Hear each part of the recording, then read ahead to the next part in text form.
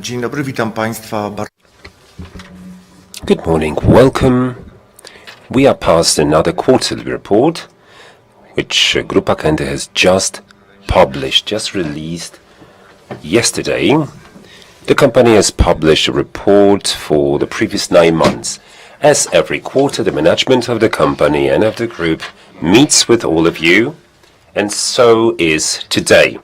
We have the President of the Board, Roman Przybylski, and Rafał Warpechowski, member of the board, and CFO. As a standard, the presentation is going to be started by the President of the Board, while the operating activity and financial results will be commented by Rafał Warpechowski.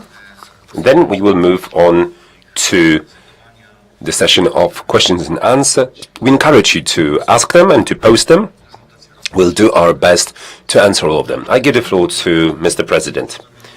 Good morning, ladies and gentlemen. It's my pleasure to welcome you here at this conference, especially since it is good time. We can boast some very decent results from the third quarter, especially given the difficulties at the market. The market situation is, as you are perfectly aware of, is that we have this stable variability, we might say.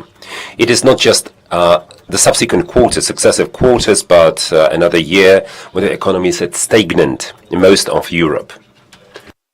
As I read in one of the articles recently, the German recession is doing well. So this is basically the situation. The signals from the market are either better or worse. In some months, the industrial production grows, in others, it declines. The same goes with Poland, I suppose. The same vibe we can read as far as the production for the construction and installation industry. Some months are better, others are worse. Some investments started, it all goes up, however, due to building permits, it goes down. So there is a huge variability. The trend of stability is continued, is maintained, and against this background, our financial results are what they are. Significant increases in revenues and financial results, which I will comment in a moment. So we believe that right now, the market will stay. It will continue to be difficult. We don't see some harbingers of a rebound.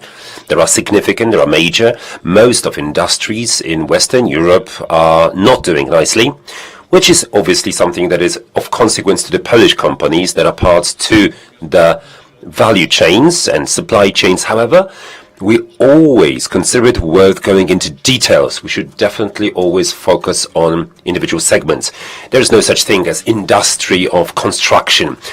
Single-family houses doing better than the housing apartments or blocks of flats or road construction. We're always trying to break it down into details. So this picture is far more positive, I think, because it confirms what has already been stated in our strategy and what we have been pursuing throughout years. We rely on further growth of Aluprof. So the development of the ASS as well as EPS were the megatrends related to the circular economy and further economic growth, and everything that aluminium gives us will be conducive to our growth. At the same time, we believe that in most markets of Europe, there is still a lot of place where we can really find our spot. And this is yet another quarter which has proven that we have been doing that quite effectively. We see this effectiveness in the ASS results, where there was significant increase in sales, also very decent margin. At EPS, also the volume is rather nice. However, the margin pressure is something that we have experienced. As far as the flexible packaging segment, the volume has grown, margin is stable, but more details in a moment.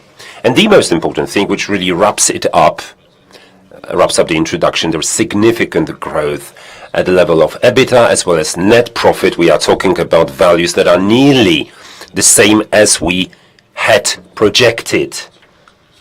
Hence, the reason for our rejoicing. Now, the CFO will give you more details. I give you the floor. Thank you very much, and hello. Consolidated financial results. That starts with our group's results. as Roman has just mentioned. In fact, we follow nearly exactly the forecasts from a month ago. Importantly, this is also a forecast that matches the budget assumptions. And keep in mind that we had higher goals for the second half of the year. So I'm more than happy that we follow those results and follows those projections. It is noteworthy that we have managed to achieve these results thanks to the increase in the scale of activity. In all the segments, we increase sales and production. As far as the quantitative dimension of the turnover, something that may have limited the dynamic of growth was the ratings of raw materials, both the aluminium as well as our granulates or resins, the LDPE resin. We could have achieved higher results if it hadn't been for the general economic situation. Now, EBITDA is at a very high level with margin at 20% and 229 million in a quarter. That's 42 million more year over year. We are more than happy. The driving force here, as we will comment in a moment, is the segment of aluminium systems. Now, as far as the whole balance, we are talking about, interest mainly, slightly higher than presumed than a year ago. We bought Celta in September, having incurred 400 million of investment loan for that purpose. And some part of this increase is explained by about 1 million plus of certain exchange rate differences. A year ago, there was a negative exchange rate difference in this quarter of about several 100,000 zlotys. So half of that increase is due to interest rates, the other due to the balance of exchange rate differences. And 20% increase after taxation of more than 200 million. We have beat the results from a year ago, which is very important because there was about 335 million on deferred income last year. So the last year's result is supported by all those one-off events this year as well. Moving on to what mainly contributes to our EBITDA, that is 2/3 of EBITDA comes from the aluminium systems segment. And practically the entire increase across this quarter, year over year, is something that we consider to be very decent. Even if we deduct the effect of consolidation of Celta throughout the whole quarter, just as a reminder, that was just September last year, still the results are rather satisfactory, very high, I would say. What's also very positive is that we grow evenly, both in architectural systems as well as in sun protection products. We grow everywhere. The only case in this particular example is the slight decrease in the billet premium as well as the aluminium prices was something that was detrimental. However, EBITDA was due to our high sales efficiency, cost effectiveness, all translating into very satisfactory quarter. One word of a comment, as far as Celta results, we present them in the structure as the sun protection products. So there are slightly different structure of sales here. However, this is just an effect of consolidation.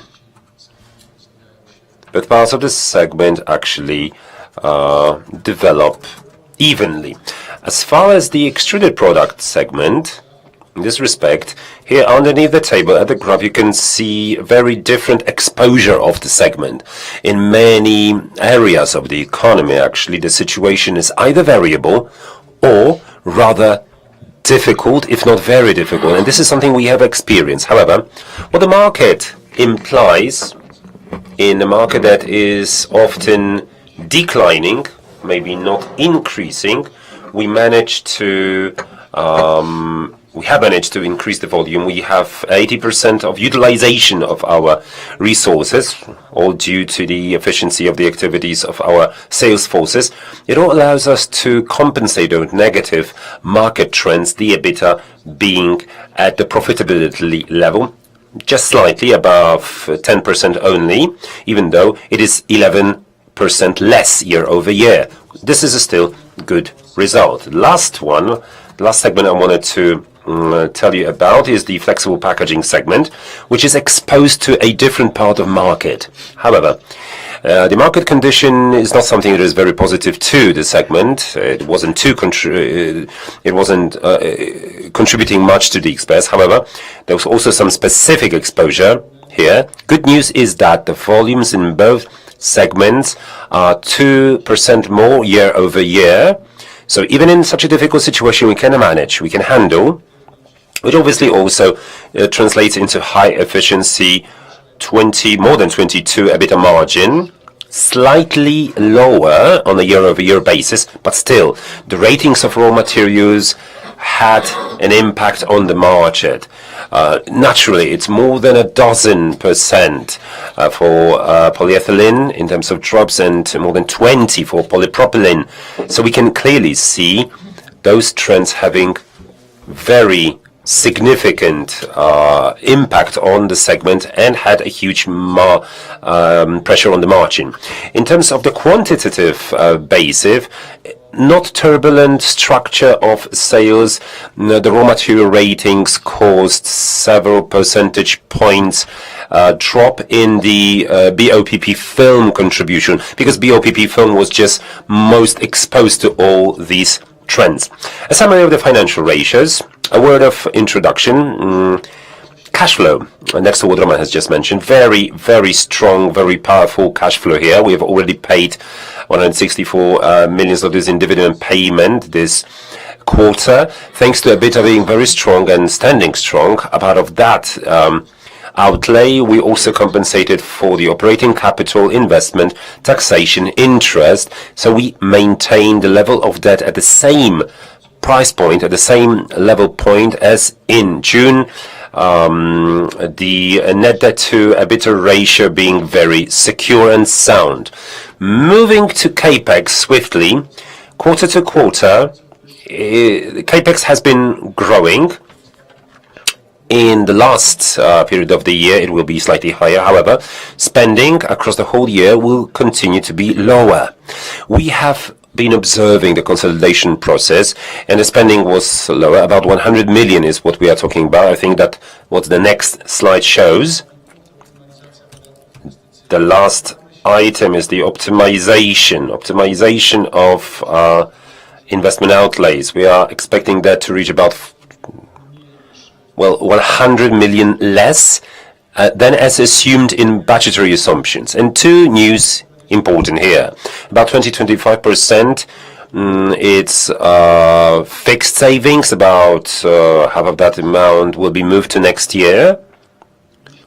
I believe that roughly a half of the amount to be moved to another period accounts for the tasks already contracted.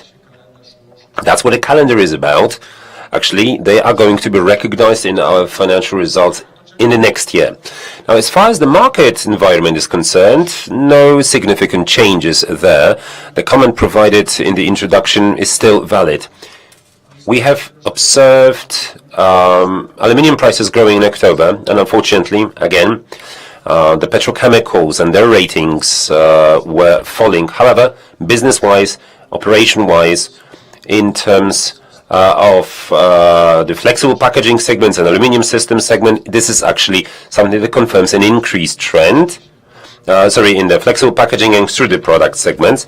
Important events, actually, we will pay the second tranche of dividend in November, about 400 million zlotys there to be paid off, and our net debt to EBITDA ratio will be at about 1.4, 1.5 at the end of the year, depending on the debt variability.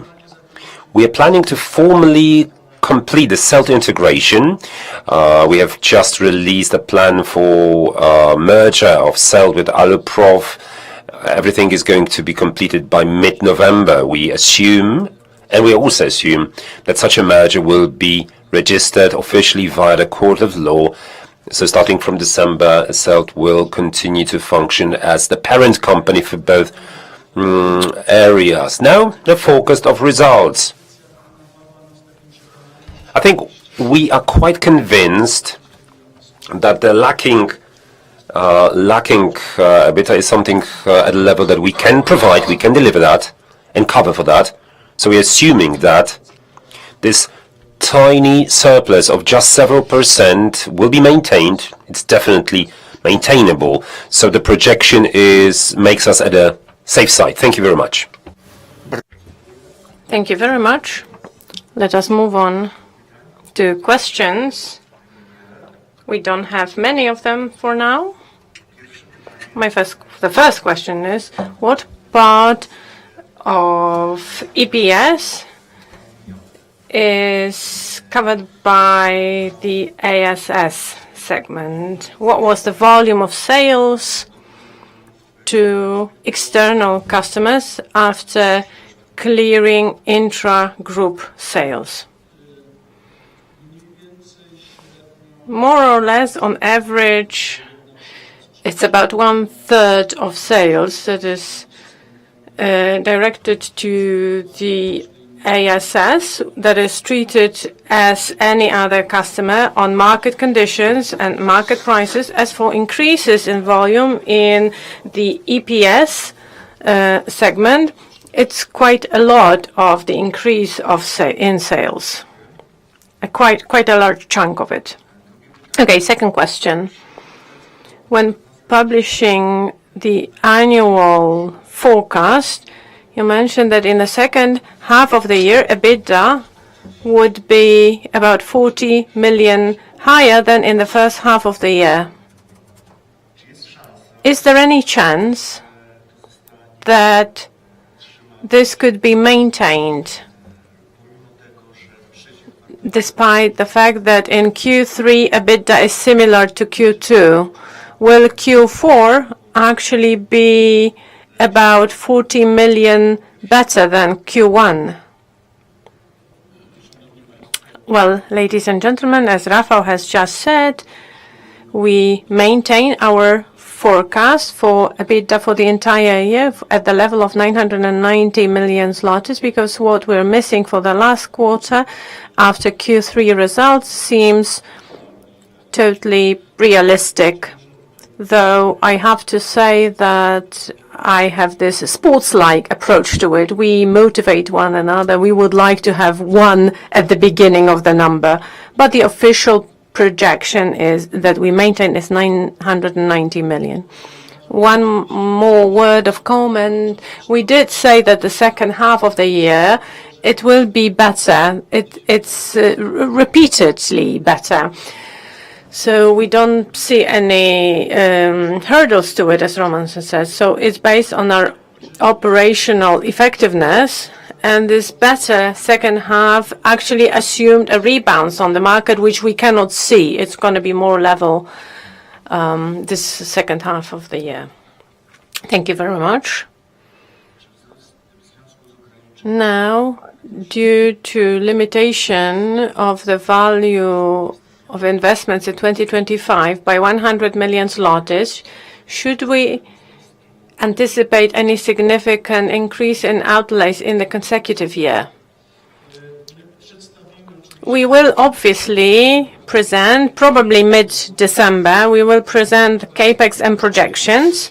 For now, about 70-odd million are projects that are transferred to consecutive years or are under analysis. So some are to be decided on yet.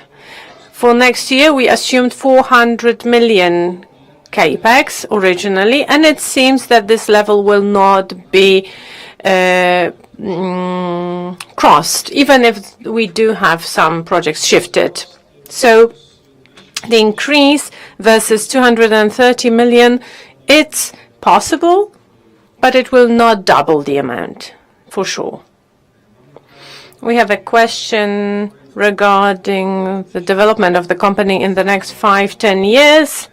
I would like to refer you to our website, to the tab Investor Relations, where you have a page, that subside that answers this question. We publish projections for the maximum of 5 years, so you will not find 10 years there, but detailed assumptions, including financial projections and forecasts for a 5-year period, and also objectives in terms of ESG are included there in this tab. So go there to find the answer to the question.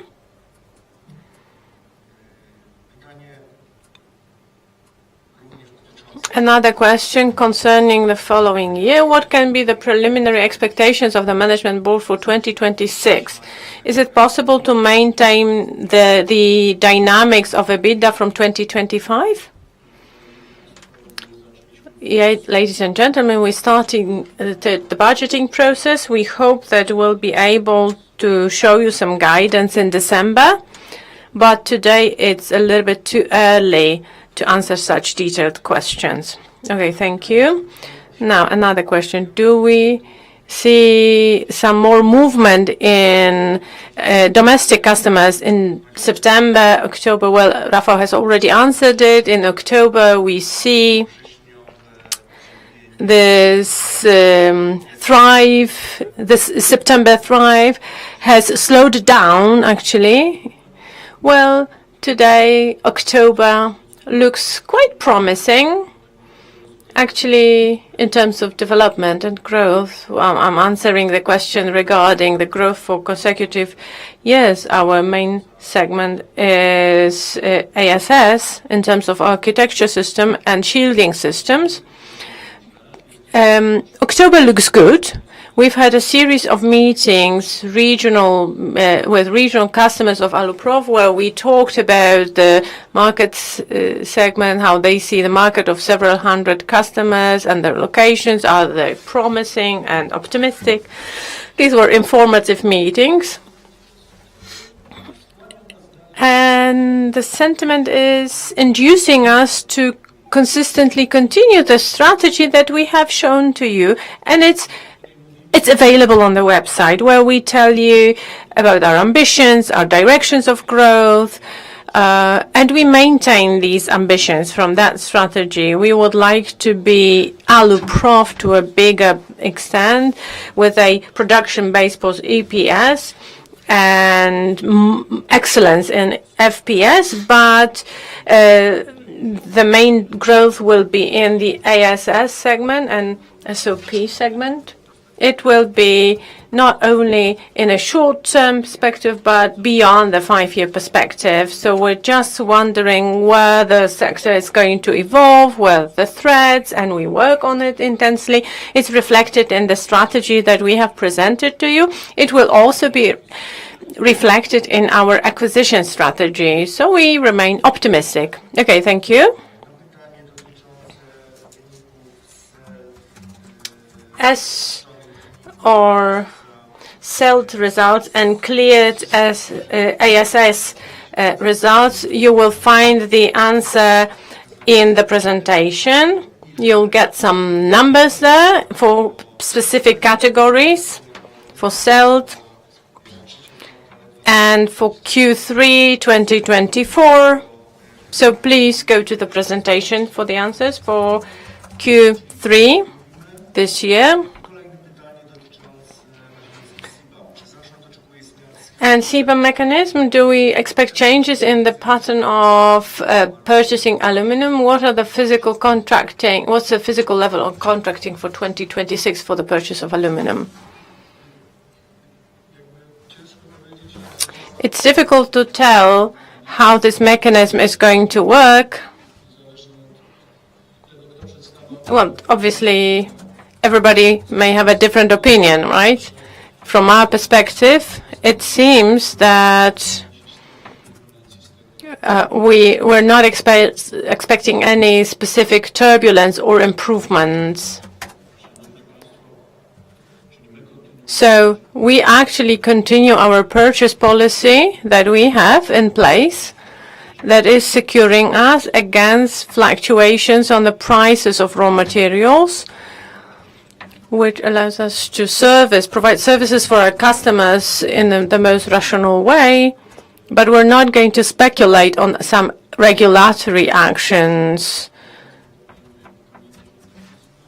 I'll tell you about the CBAM comment. We speak about that as a sector. This is a faulty mechanism. It has many gaps, and its introduction will not be of benefit for many European producers. But please do remember, we're not steelworks. We're not producers of aluminum. We're producers of processed materials. We'll keep buying aluminum on the market as we have been doing so far. So it should not affect our strategy. Now the FPS, flexible packaging segment question on the actual impact on the drop in the prices of raw materials to the results. Is it the FIFO effect or any other effect? It's not about the FIFO effect, but it's actually happening within months. So expectations of customers are following the trends in raw materials. So at lower prices, this pressure on introducing our margin on production and sales, commercial margin, that makes sense. But translating prices at lower levels, it does induce pressure on prices. And but it induces also increasing the volume in both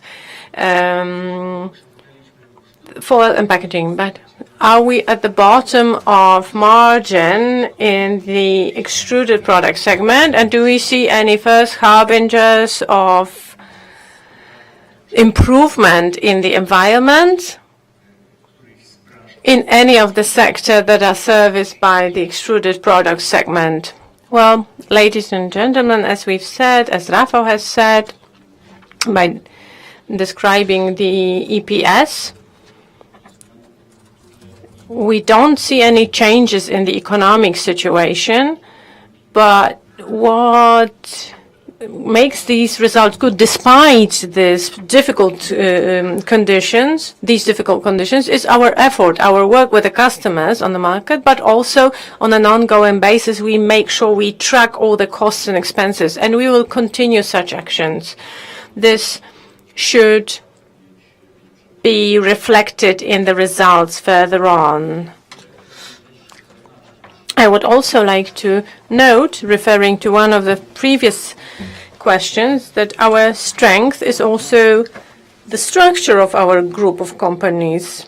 We will affect EPS results through the increase in the ASS and FPS. Due to that, we will have more coverage in internal cost by in-group sales, and it will allow us to act stronger on an external market, on the market of external customers. So regardless of whether there's some movement on the market, there's still a lot of customers in Europe, but every business, every stagnation, every crisis must reach a point of rebound. And it has to be observed in the construction section. Automotive in European countries also will probably get out of this of this gap, but I don't want to speculate whether it's going to be in a short or longer perspective. What are the perspectives for Selt company and for the entire segment that produces solar shields, solar protection systems? I don't understand if I grasp the question, but as for lack of strategic assumptions, these are the reasons we spoke about when we acquired Selt.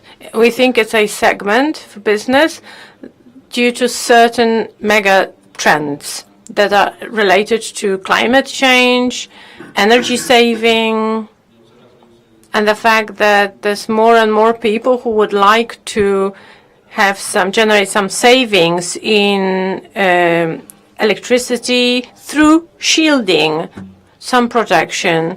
So this segment is solidly grounded on macro conditions, but we also think that this business, CELT, is in huge synergy with our business, with Aluprof and ASS specifically. I'm referring back to the series of meetings that we've had. These are customers of Aluprof and CELT, both these companies, and we see that this cross-selling and the option of getting into each other's sales channels is huge, and we would like to use even more the channels of sales of Aluprof abroad, of our own distribution companies. So there's a lot of internal synergies that we see, and we would like to use and take advantage of consistently. And returning back to the previous question, the production of CELT is construction of profiles from EPS. So it goes together with the synergy. It fits the pattern. So we see that sun protection systems segment is a prospective, and it will keep growing. Oh, thank you very much. Now, a rather cross-sectional question.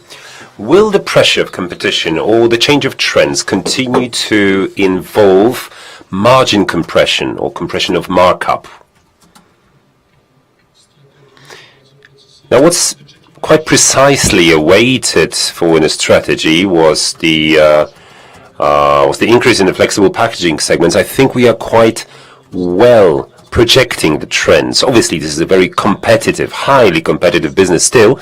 We believe that the vector picked by the segments of the increase in production, which clearly matches the trends observed right now, makes our position, competitive edge, and all other advantages that we have already built becoming even stronger.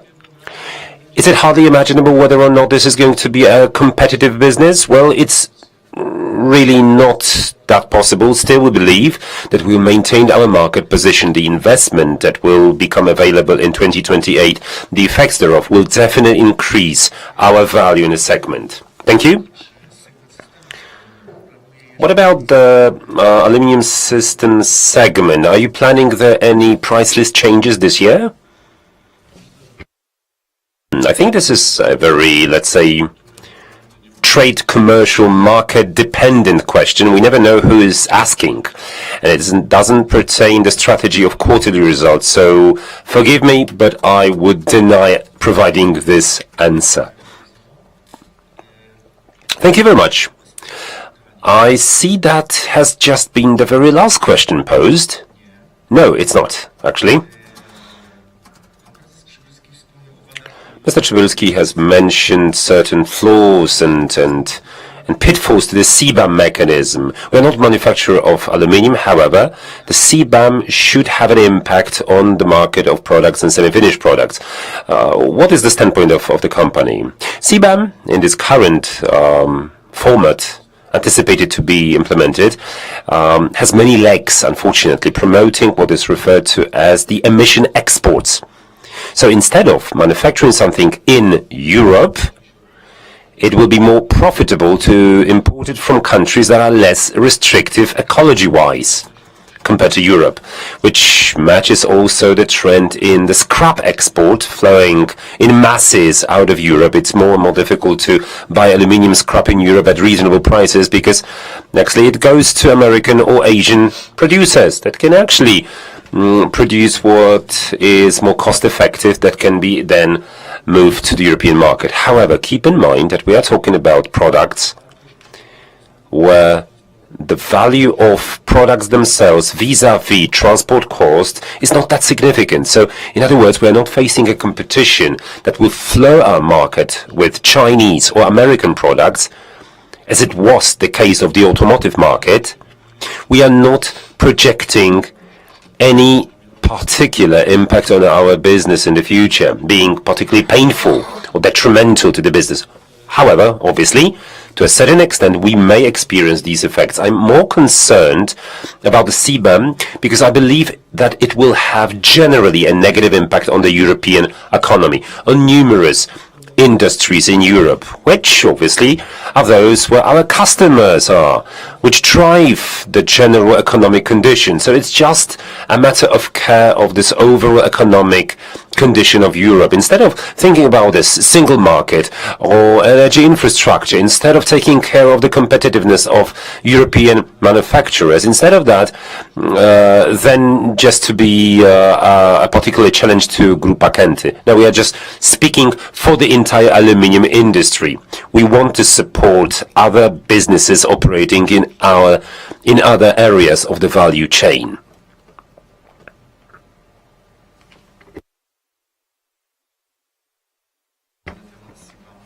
In follow-up to the CBAM subject, I have an impression that CBAM was supposed to counteract the emission export.